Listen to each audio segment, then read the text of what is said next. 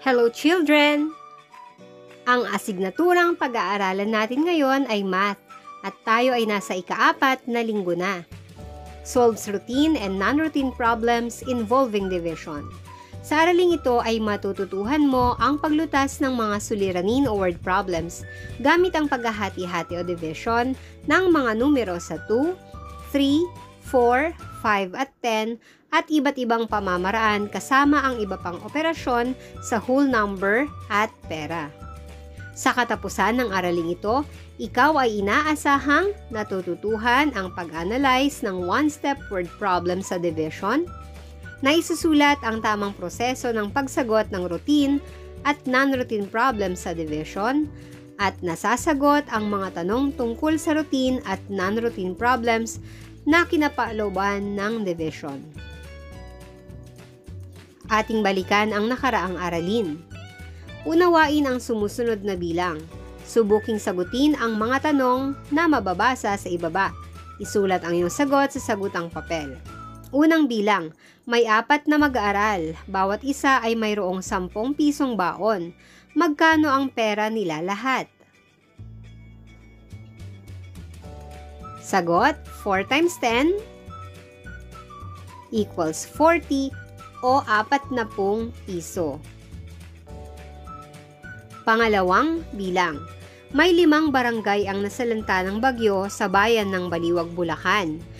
Binigyan ng 10 sako ng bigas ang bawat isa.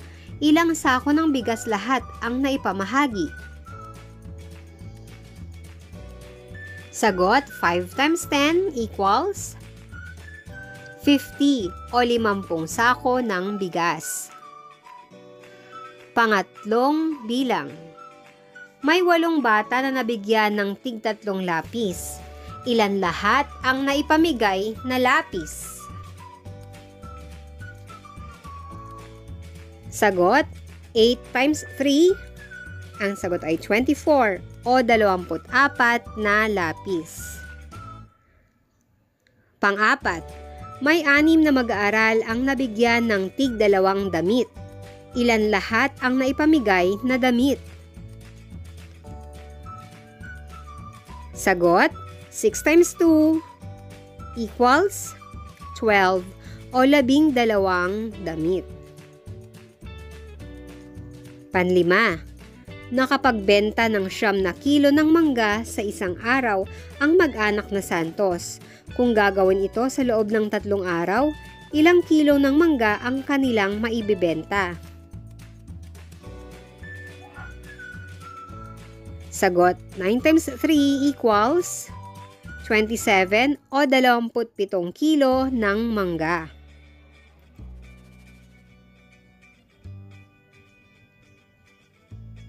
Basahin ang talata.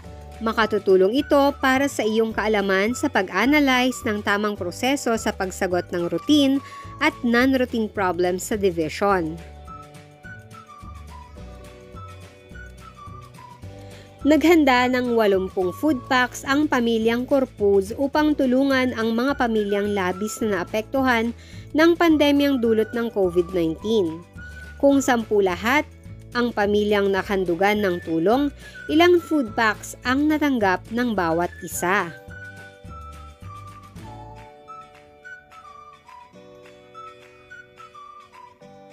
Sagutin ang mga sumusunod na tanong. Piliin ang titik ng tamang sagot. Una, ilang food packs ang inihanda ng pamilyang Corpuz? A. 10 food packs, B. 80 food packs, C. 40 food packs, o D. 60 food packs. Ang sagot ay B. 80 food packs. Pangalawa, ilang pamilyang naapektuhan ng community quarantine ang kanilang nahandugan ng food packs? A. 80 pamilya, B. 20 pamilya, C. 10 pamilya, o D. 8 pamilya. Ang sagot ay titik C. 10 pamilya. Pangatlo, ano ang hinahanap na sagot mula sa talata? A. Bilang ng pamilyang nahandugan ng food packs, B. Bilang ng food packs na natanggap ng bawat pamilya, C. Kabuoang bilang ng ibinahaging food packs, o D. Bilang ng mga pamilyang namahagi ng food packs. Ang sagot ay titik B. Bilang ng food packs na natanggap ng bawat pamilya. Pang-apat, anong operation ang dapat mong gamitin upang masagot ang tanong sa talata? A. Addition, B. Subtraction, C. Multiplication, o D. Division? Ang sagot ay titik D. Division. Panlima, ilang food packs ang natanggap ng bawat pamilya? A. 5 food packs, B. 8 food packs, C. 7 food packs, or D. 6 food packs? Ang sagot ay titik B. 8 food packs. Maraming paraan upang masolve ang isang word problem. Ngunit mayroong mga subok na hakbang upang magawa ito. Naririto ang kailangan mong tandaan sa pag-solve ng word problem. Una, understand, pag-unawa sa word problem. Plan, pag-iisip kung paano sasagutin ang word problem. Solve, pagsasagawa ng plano upang masagutan ang problem. Check and look back, pag-aanalisa muli sa iyong isinagawang pagsagot at nakuhang sagot.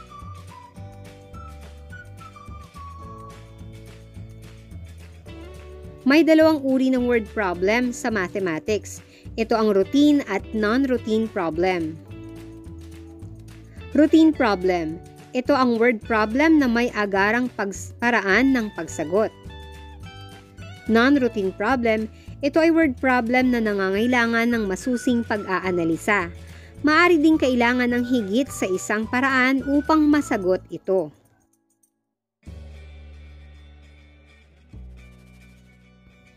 Mga paraan upang masolve ang isang word problem. Una, alamin at intindihin ang tanong sa word problem. Alamin ang mga datos o numero na ibinigay. Alamin ang operations o mathematical sentence na gagamitin. Check o suriin ang sagot. Narito ang isang halimbawa. Mayroong 10 upuan sa bawat hanay ng mga upuan sa silid-aralan ng grade 2 maaasahan. Ilang hanay ng upuan ang magagamit kung sila lahat ay 40? Narito ang mga hakbang sa paglutas. Una, ano ang tinatanong sa problem? Sagot, hanay ng upuan na magagamit. Ano-ano ang mga datos o numero sa word problem? Sagot, 10 upuan. At 40 bilang ng mga bata. Anong operation ang dapat gamitin? Sagot, division. Ano ang mathematical sentence? 40 divided by 10 equals n. Narito ang mga paraan ng pag-solve. 40 divided by 10 equals n. Gamit ang skip counting by 10. Mag-skip count tayo ng tig-10.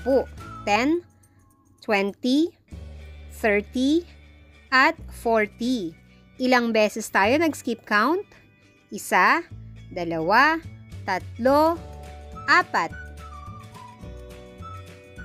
Gamit naman ang division as inverse multiplication. 10 times 4 equals 40. Anong bilang ang minultiply natin sa 10 para ang sagot ay 40? Ang sagot ay 4. Ngayon ay ating balikan ang tanong. Ilang hanay ng upuan ang magagamit kung silang lahat ay 40? Ang tamang sagot ay 40 divided by 10 equals 4. 4 na hanay ng upuan ang magagamit. Tandaan, kailangan mong unawaing mabuti ang sitwasyon. Sagutin ito gamit ang mga hakbang sa pagsagot at i-check ang sagot. Ngayon ay dumako na tayo sa mga pagsasanay. Basahin ang sitwasyon, sagutin ang mga tanong at isulat ang titik ng tamang sagot.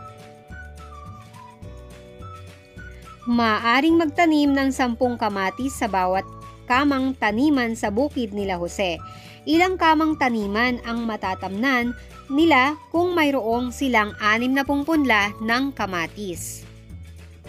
Unang bilang, ano ang impormasyong nakapaloob sa word problem? A. 10 kamang taniman. B. 60 na punla ng kamatis. C. 10 kamatis sa bawat kamang taniman. O titik D, titik B at C. Ang sagot ay titik D. Pangalawa, ano ang tinatanong sa problem? A. Ilang kamatis ang matataniman sa bawat kamang taniman? B. Ilang kamang taniman ang kailangan para sa 60 punla ng kamatis kung 10 kamatis ang maaaring itanim sa bawat kamang taniman? C. Ilang punlang kamatis ang kailangan para sa 10 kamang taniman? D. Ilang kamatis ang naging bunga sa bawat kamang taniman? Ang sagot ay titik B.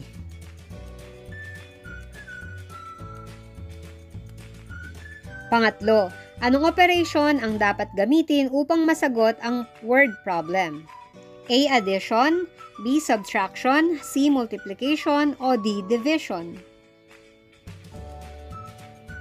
Ang sagot ay titik D. Division. Pang-apat, isulat ang tamang division sentence. A. 60 divided by 10, B. 60 plus 10, C. 60 minus 10, o D. 60 times 10? Ang sagot ay titik A. 60 divided by 10. Panlima, ano ang tamang sagot para sa word problem? A. 5 kamang taniman, B. 4 na kamang taniman, C. 6 na kamang taniman, o D. 10 kamang taniman? Titik C.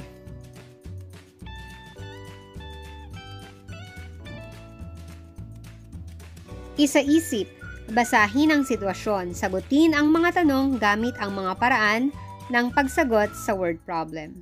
Ang isang timba ng tubig ulan na naipon ni Justin ay nakapagdidilig ng 5 halaman. Kung mayroon siyang didiligang 25 halaman, ilang timbang tubig ulan ang kailangan niyang mapuno? Mga tanong. Ilang timbang tubig ulan ang kailangang punuin ni Justin?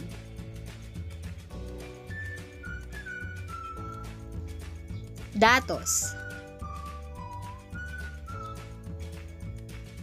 5 halaman at 25 halaman.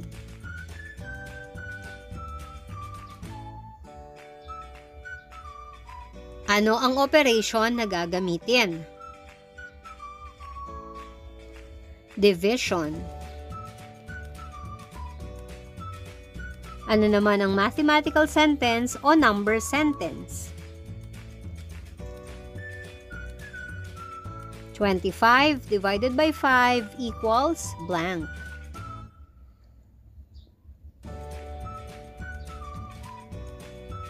Narito ulit ang ating mathematical sentence. 25 divided by 5. Atin nang isolve. 25 divided by 5 equals 5. Kaya ang sagot ay 5 timbang tubig ulan ang kailangang mapuno ni Justin.